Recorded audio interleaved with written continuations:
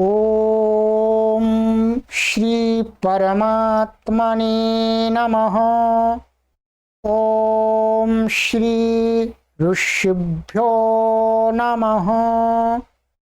ओम श्री गुरुभ्यो नमः। ओम असतो मा सद्गमय तमसो मा ज्योतिर्गमय मृत्योर्मामृतंगमय। सर्वेभ्यो नमः। सभी को सादर नमस्ते। देववाणी संस्कृतम यूट्यूब चलदृश्यम प्रति भवताम भवतीनाम च हार्दम स्वागतम। मित्रों, त्रैमासिक संस्कृत शिक्षणम की लाइव कक्षा सीरीज में आज हम 70वीं कक्षा को पढ़ने जा रहे हैं, 70 को। और मित्रों, मैं यहाँ कक्षा को आरंभ करने से पूर्व ही पहले कुछ बता देना चाहता हूँ। बहुत सारे पाठकों को शंका होती रहती है। एक शंका तो ये है कि मैं बोलता हूँ सर्वेभ्यो नमः, ठीक है। बहुत सारे पाठकों को ये कठिनाई होती है, उनको जानना भी चाहिए, ठीक है। बहुत सारे पाठकों को ये समझ में नहीं आता कि सर्वेभ्यो कहाँ बनता है। ये सर्वेभ्यो वास्तव में ये क्या है? सर्वेभ्यः शब्द है। ये क्या है? सर्वेभ्यः। ये सर्व शब्द का चतुर्थी विभक्ति का बहुवचन का रूप है, ठीक है। 4-3 लिख दिया, चतुर्थी विभक्ति का बहुवचन का। ये मैंने आपको पढ़ाया था कि नमः, नमः के साथ में चतुर्थी विभक्ति होती है, तो ये चतुर्थी विभक्ति का लगता है। फिर इसमें क्या होता है, ये जो विसर्ग है, विसर्ग को जब नमः जोड़ते हैं तो ये संधि हो जाती है, तो विसर्ग को ओ हो जाता है, ठीक है। तो सर्वेभ्यः नमः कहिएगा अथवा सर्वेभ्यो नमः कहिएगा, एक ही बात है। हम संधि करके पढ़ते हैं इसलिए सर्वेभ्यो नमः बोलते हैं। इसलिए अब आपको ये कंफ्यूजन आज के बाद हट जाना चाहिए कि सर्वेभ्यो हमें कहीं दिखता नहीं है, रूप लिखा हुआ दिखेगा आपको केवल ऐसा, परंतु जब वाक्य में प्रयोग करेंगे तो संधि करके करते हैं, ठीक है। दूसरा, कुछ पाठक, हमारे बहुत सारे पाठक हैं, हम बार बार निवेदन करते हैं, वो ऐसा लिखते हैं नमस्कारम, नमस्कारम लिखते हैं। हम बार बार निवेदन करते रहते हैं कि नमस्कारम गलत है।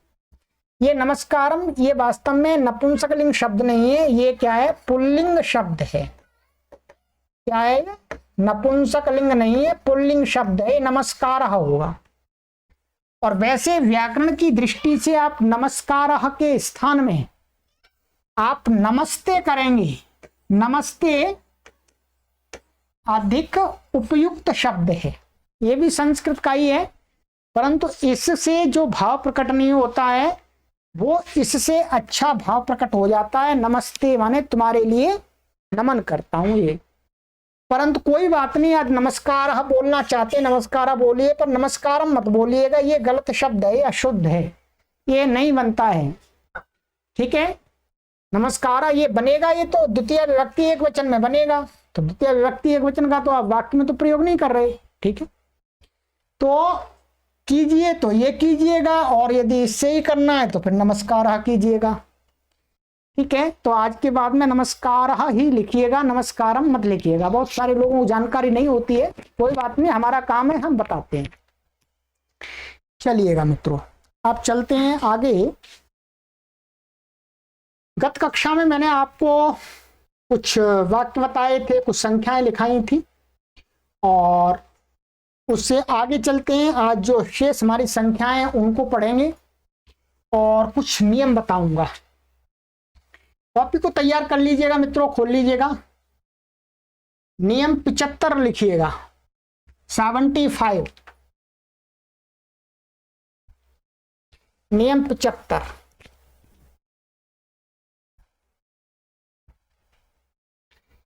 संस्कृत में 22 उपसर्ग होते हैं।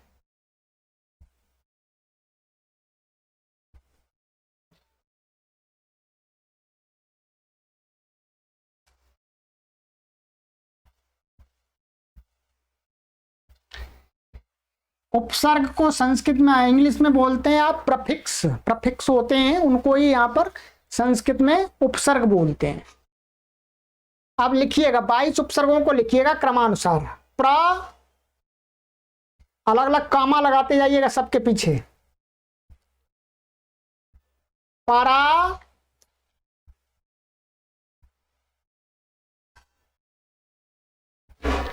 अप, सम, ये हलंत है मां, सम,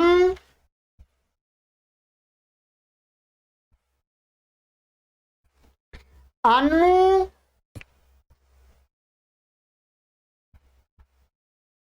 अव,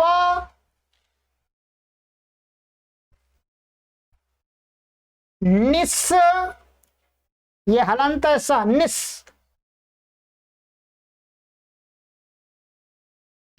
निर, ये रेफ हलंत है, निर,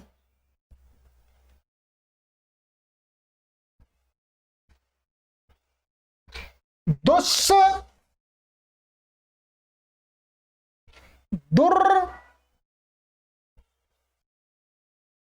ये भी सा हलंत है, र हलंत है, रेफ। मैं इसलिए बोल रहा हूं कहीं आपको कोई लोगों को साफ साफ नहीं दिखता है, कभी कम दिखाई देता है, तो सुन करके सही तो लिखें।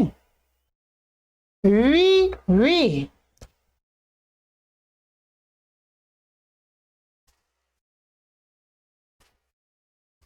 आंग, ये भी हलंत आंग,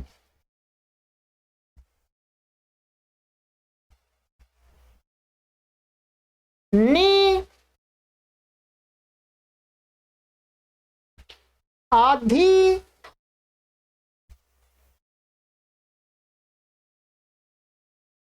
आपी,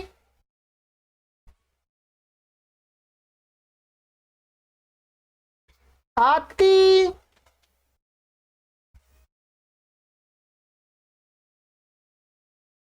सु,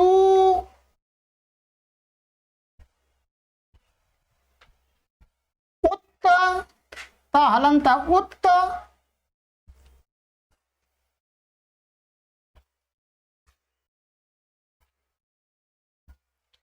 अभी,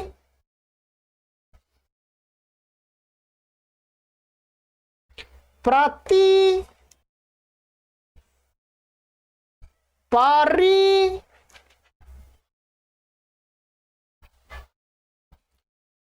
पा। ये 22 उपसर्ग हो गए, मैं गिन के भी आपको बता देता हूं, देखिएगा। 1, 2, 3, 4, 5, 6, 7, 8, 9, 10, 11, 12, 13, 14, 15, 16, 17, 18, 19, 20, 21, 22। ठीक है, 22, 22 हो गए। ठीक है, ये उपसर्ग आपको याद कर लेने हैं, याद कर लेने हैं, और इनका प्रयोग करना मुख्य रूप से आप सेकंड लेवल की जो आपकी क्लास होगी, कोर्स है, उसमें आपको सिखाया जाएगा, परंतु अभी मैंने लिखा दिया है आपको। इनका प्रयोग जान लीजिएगा कि ये कैसे क्या होते हैं, और लिखिएगा नीचे। ये सभी उपसर्ग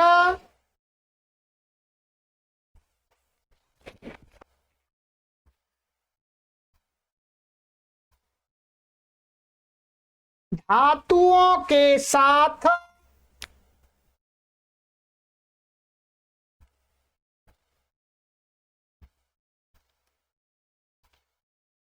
प्रयोग किए जाते हैं।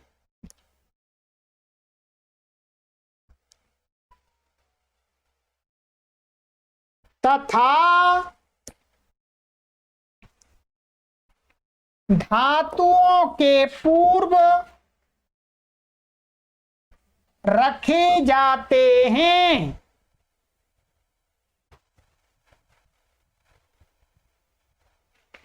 इनके अर्थ निश्चित नहीं होते हैं।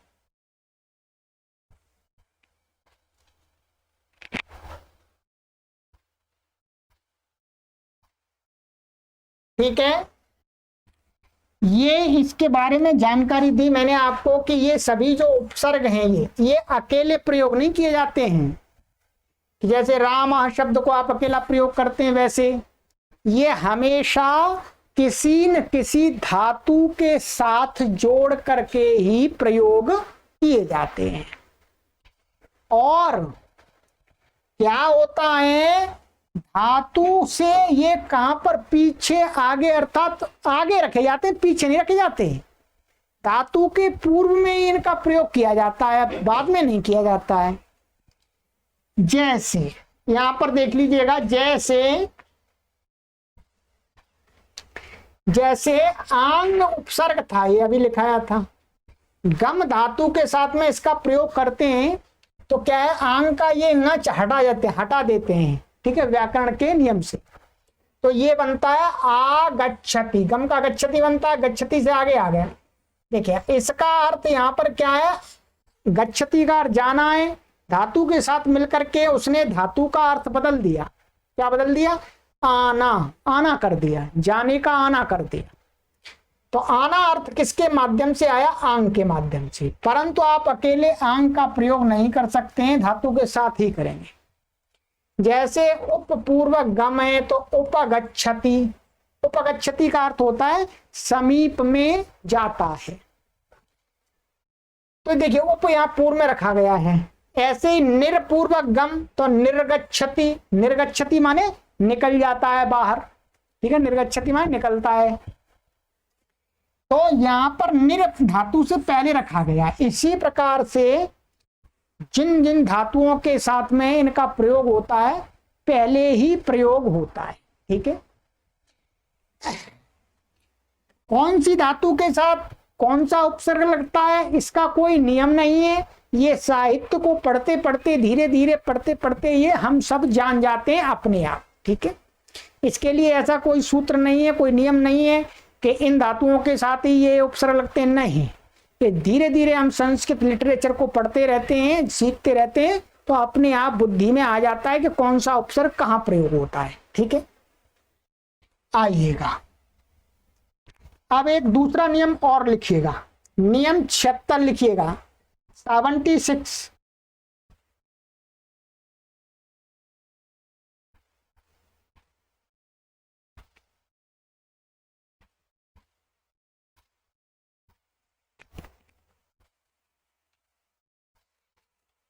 यदि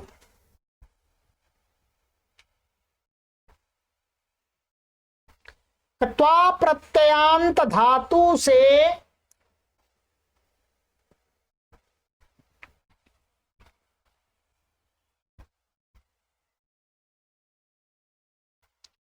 पूर्व कोई उपसर्ग आए तो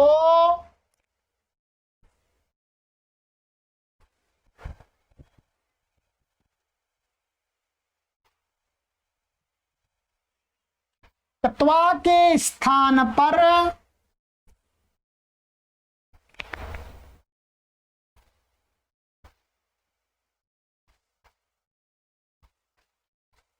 ल्यप, कोष्ठक में यह लिख लीजिएगा, हो जाता है।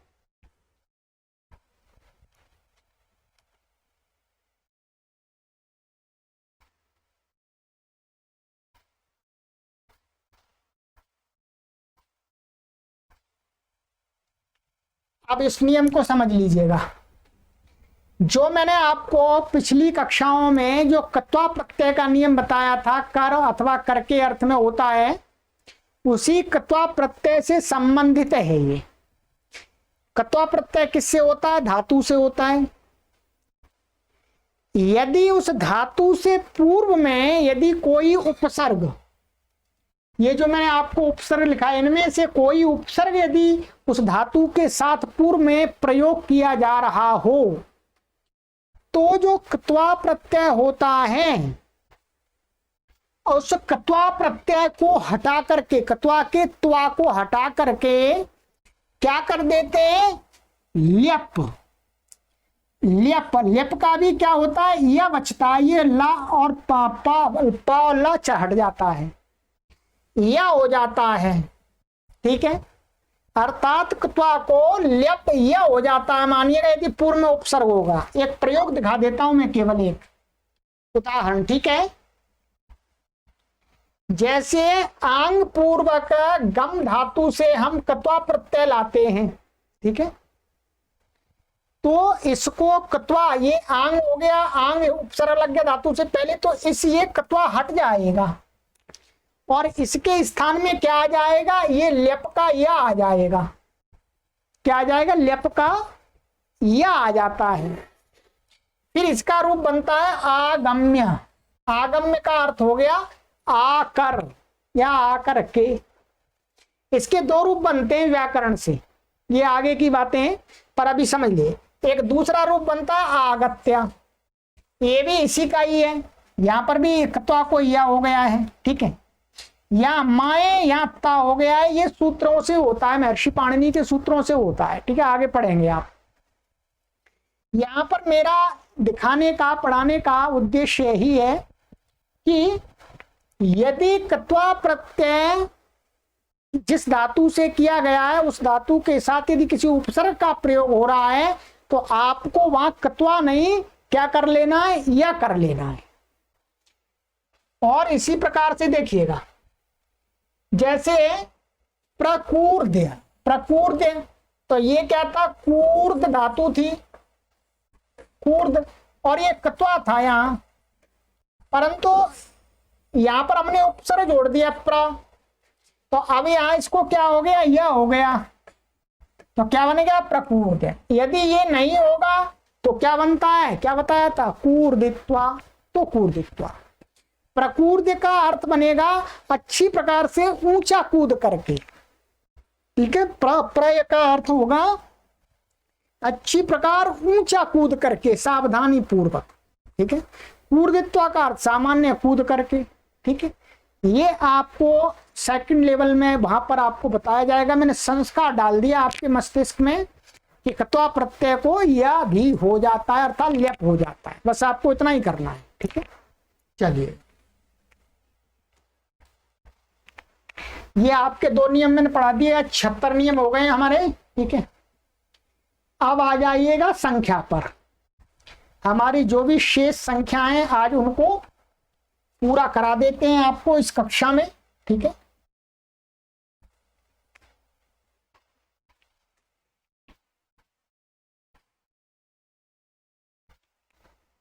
आ जाइए। 80 तक लिखा दी थी मैंने, 80 तक, आज 81 से चलेगा। लिखिएगा, तैयार हो जाइएगा, अपना पेज खोल लीजिएगा, वही लिखिएगा। 81 एकाशीति,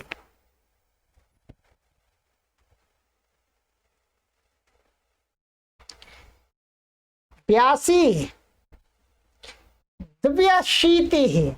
यहां पर दिव्यशीति, ये द और व ये दोनों हलंत हैं, फिर उसके बाद में ये या है, ऐसा है ये। तो दिव्यशीति ही, ये ध्यान देंगे, दिव्यशीति ही इस प्रकार से लिखना है आपको।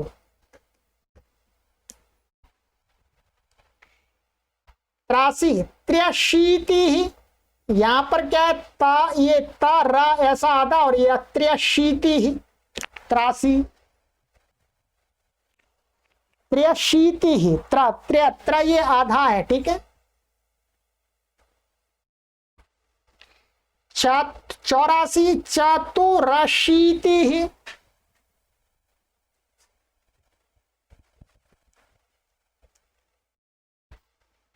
85 पंचाशीति ही,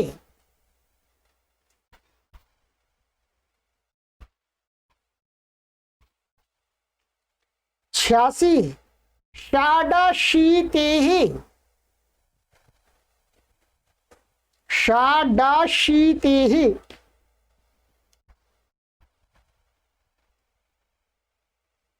87 सप्ताशीतिः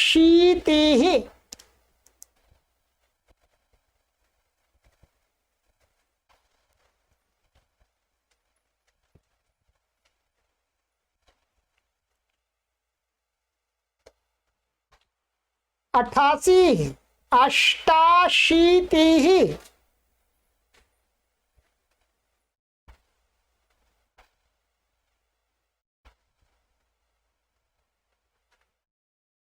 89 नवाशीतिः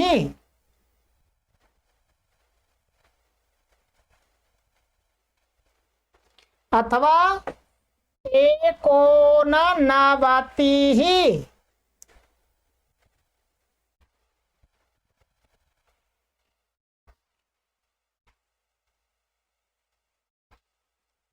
90 नवतिः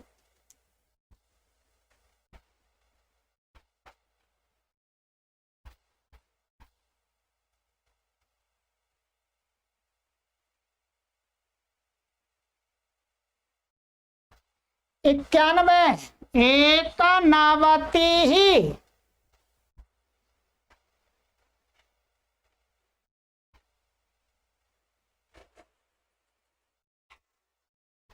92 द्विनवतिः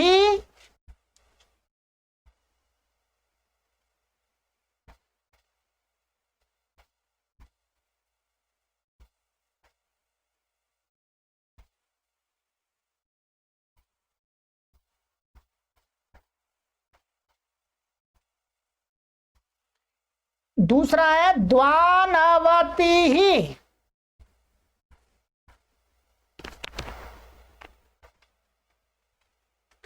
93 त्रिनवतिः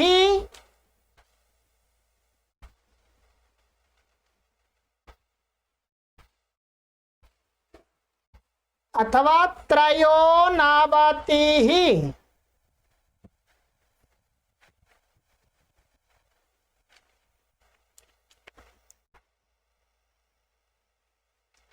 94 चतुर्नवतिः 94 र ऊपर जाएगा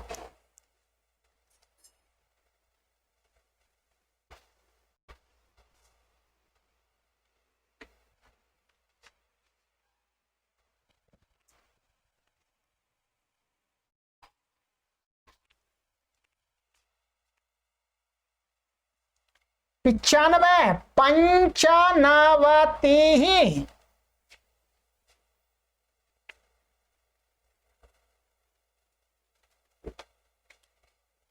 96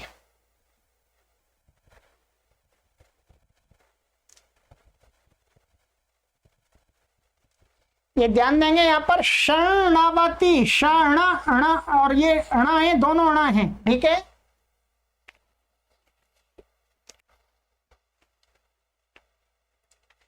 सप्तानवतिः 97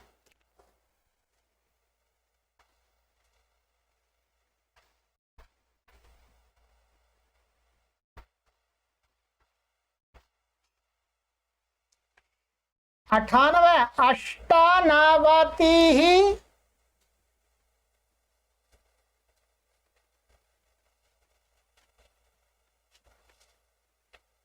98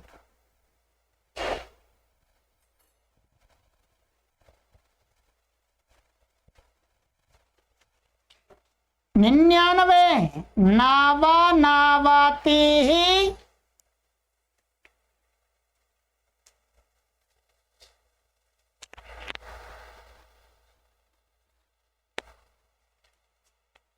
19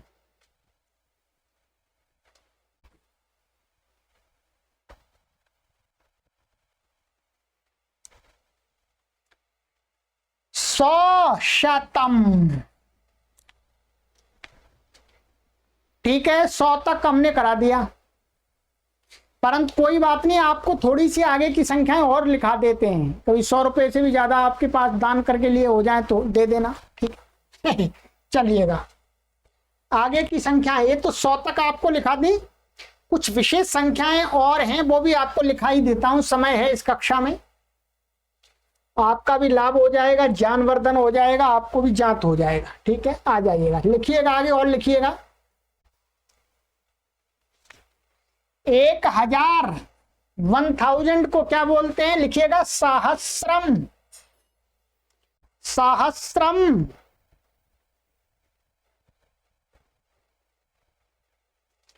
10,000 10,000 को क्या बोलते हैं, आयुतम, क्या, आयुतम।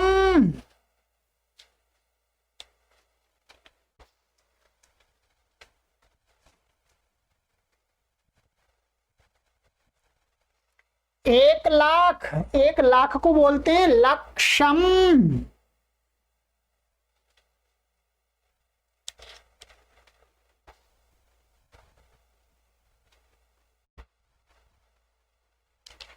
10,00,000 10,00,000 को बोलते हैं नियुतम,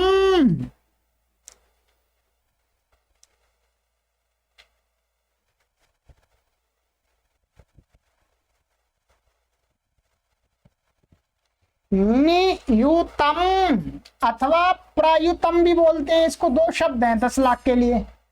10,00,000 रुपए आपको किसी को देने हैं दान में, तो ये लिखिएगा नियुतम अथवा प्रयुतम।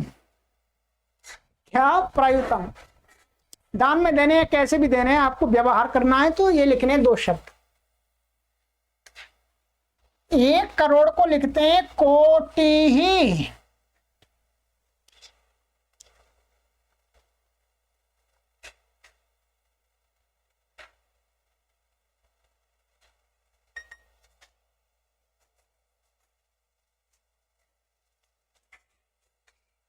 दस करोड़ को लिखते हैं 10 कोटि ही,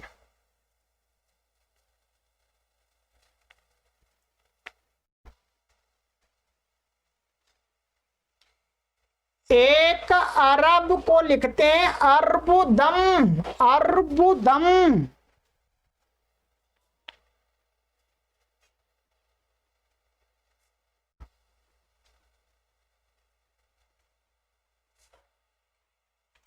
दस अरब को लिखते हैं दशार्बुदम।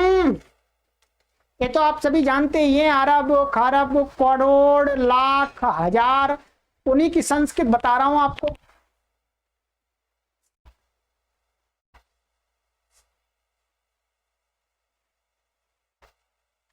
एक खरब को बोलते हैं खर्वम,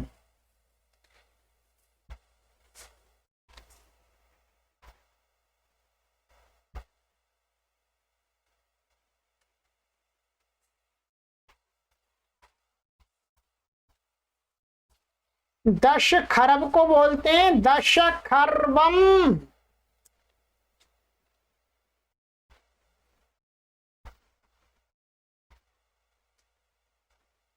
एक नील को बोलते हैं नीलम,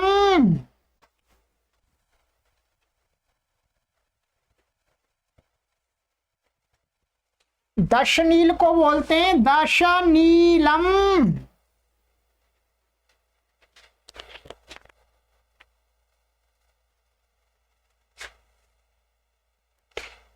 एक पद्म को बोलते हैं पद्मम।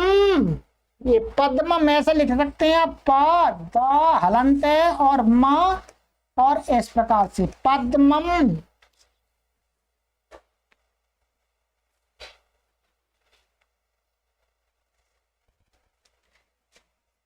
दश पद्म को बोलते हैं दश पद्मम।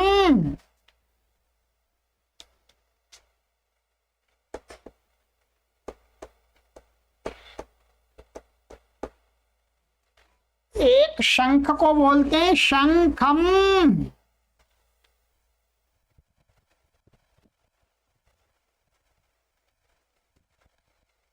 10 शंख को बोलते हैं दश शंखम।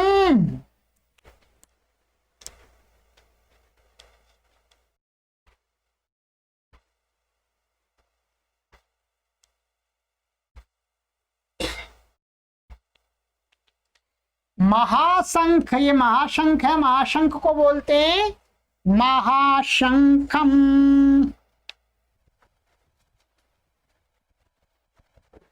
इससे आगे भी संख्याएं संस्कृत में हैं, परंतु अभी आपको इतनी काफी है।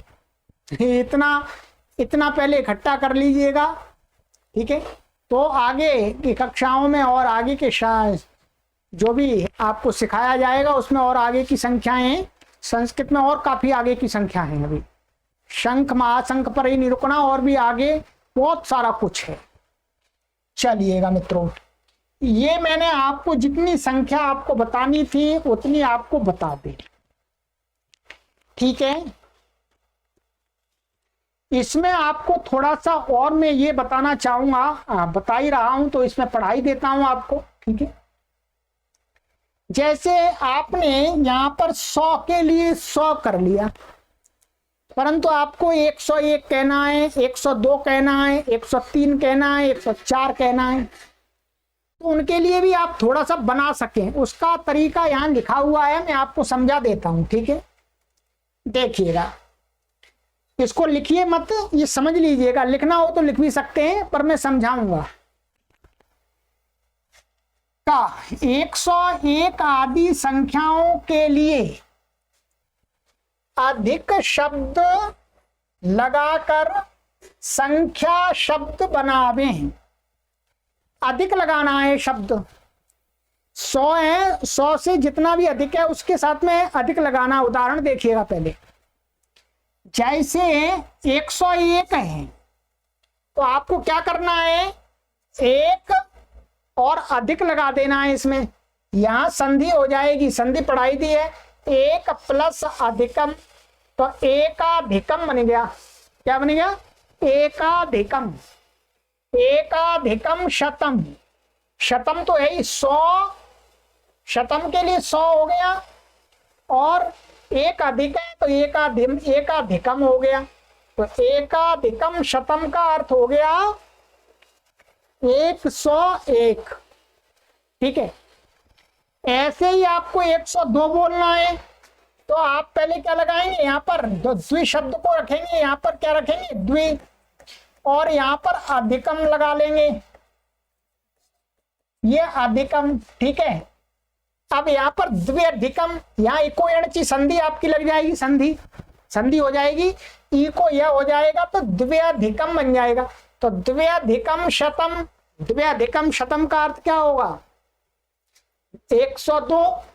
यदि 3 अधिक है तो आप त्र्यधिकम शतम, 4 अधिक हैं तो 4 के लिए क्या शब्द है, मूल शब्द 4 के लिए है चतुर, ऐसा, ठीक है, हलंत है, तो इसमें अधिक जोड़ देंगे यहां पर, तो क्या बन जाएगा, चतुरधिकम शतम, माने चतुरधिकम शतम माने 104। ऐसे 5 है, 5 अधिक है तो 5 पंच ले लीजिएगा 5 का, और यहां पर अधिकम जोड़ लीजिएगा, इसमें यहां संधि हो जाएगी तो क्या बन जाएगा, पंचाधिकम शतम। इसी प्रकार से आगे आपको बनाते जाना है, ठीक है। 200 आदि के लिए, 100 के लिए 200 आदि के लिए क्या करना है आपको, जब 200 बोलना है, 300 बोलना है, 400 बोलना है, क्योंकि व्यवहार में प्रयोग तो करना पड़ेगा, तो इसके लिए कहते हैं आदि संख्यावाचक शब्द पहले रखकर। हमारे इसमें 200 आदि के लिए का जो संख्यावाचक शब्द पहले रखकर शती जोड़ देना है। 200 का अर्थ हुआ ना दो लगाना है, और 100 के लिए शब्द है शती, तो उसको शती रख करके या शत रख करके, तो आप शत को छोड़ दीजिएगा या शती ले लीजिएगा। आप शती को पहले रखकर, शत पहले रखकर द्वयम त्रयम आदि रखें, तो आप इसको छोड़ दीजिएगा, इसको, इस वाले को छोड़ दीजिएगा, ये लिखिएगा, बस इसको देख लीजिएगा, ये सरल है। जैसे 200 200 कहना है तो क्या द्विशब्द ले लिया और शती लगा दिया, द्विशती। क्या द्विशती का अर्थ क्या होगा, 200। शतद्वय, इसको रहने दीजिए, कठिन हो जाएगा आपको अभी। 300 के लिए 3 संख्या ले ली और शती लगा दिया, त्रिशती, 300। ऐसे ही 400 के लिए यहां चतुर था तो चतुर को या र को विसर्ग हो गया व्याकरण से, चतुशती, 400। ऐसे ही 500 के लिए पंचशती, 6 के लिए षटशती, 700 के लिए सप्तशती। अब इस प्रकार से आप बनाते जाइएगा जितने भी आपके पास सैकड़े हैं, ठीक है। बस इतना ही आपको अभी सीखना है। इसमें आगे और कुछ अधिक जानकारी आपको सेकंड लेवल के कोर्स में आपको पूरी दे दी जाएगी वहां पर, ठीक है। चलिएगा, तो आज की कक्षा में मैंने आपको ये गिनती भी कंप्लीट करा दी। आगे की कक्षा में आप कुछ प्रत्यय हैं, एक प्रत्यय तो मैंने पढ़ा ही दिया आपको, 2 3 4 प्रत्यय और हैं, उनके बारे में बताऊंगा। फिर आपको थोड़ा सा जो वाच्य होते हैं तो वॉइस जिसको बोलते हैं, जैसे कर्मवाच्य, भाववाच्य, कर्तृवाच्य, इनका 1-2 कक्षा में पढ़ाना होगा। तो धीरे धीरे ये कोर्स अब समाप्ति की ओर जा रहा है मित्रों। और अब हमने विचार किया है कि आपकी अंत में ही इस कोर्स के अंत में ही एक बार एग्जाम लेंगे आपका, बस अंत में ही एग्जाम हो जाएगा। फिर आपको सेकंड लेवल का कोर्स आपको दे दिया जाएगा। फिर आप उसको अपने मेहनत से पढ़ेंगे, परिश्रम से पढ़ेंगे, उसमें कोई प्रश्न होंगे, शंकाएं होंगी, उनको हमें पूछ सकेंगे। चलिएगा मित्रों, आगे की कक्षा में मिलते हैं। और मेरा आपसे यही निवेदन है मित्रों कि आप अधिक से अधिक लोगों को इस अभियान से जोड़ते रहिएगा और इस अभियान को विस्तार देने के लिए आप इस महान यज्ञ में अपना आर्थिक सहयोग मासिक प्रदान करते रहिएगा। अभी वर्तमान में हम आपको बार बार बोलते हैं कि 35 से 40 हजार रुपए खर्च होते हैं, परंतु इससे अधिक ही होते हैं। हमने हिसाब लगाते हैं तो अधिक ही जाता है मित्रों। तो आपसे निवेदन है कि आप इसके मासिक सदस्य बन जाइएगा मित्रों इस अभियान के, तो जिससे हम और इसको विस्तार दे सकें। ये अकाउंट नंबर दिया गया, इससे ही सभी गतिविधियां संचालित हो रही हैं और हम पूरी शक्ति के साथ में इस लक्ष्य के लिए लगे हुए हैं कि 1 करोड़ लोगों को हम संस्कृत भाषा शुद्ध लिखना और बोलना सिखा दें। तो आप इसमें मेरा सहयोग करेंगे, अपने लोगों को जोड़ते रहेंगे अधिक से अधिक, जिससे वो चैनल से जुड़ेंगे, देखेंगे तो पढ़ने की इच्छा भी उनके अंदर प्रकट होगी। चलिए, सर्वेभ्यो नमः।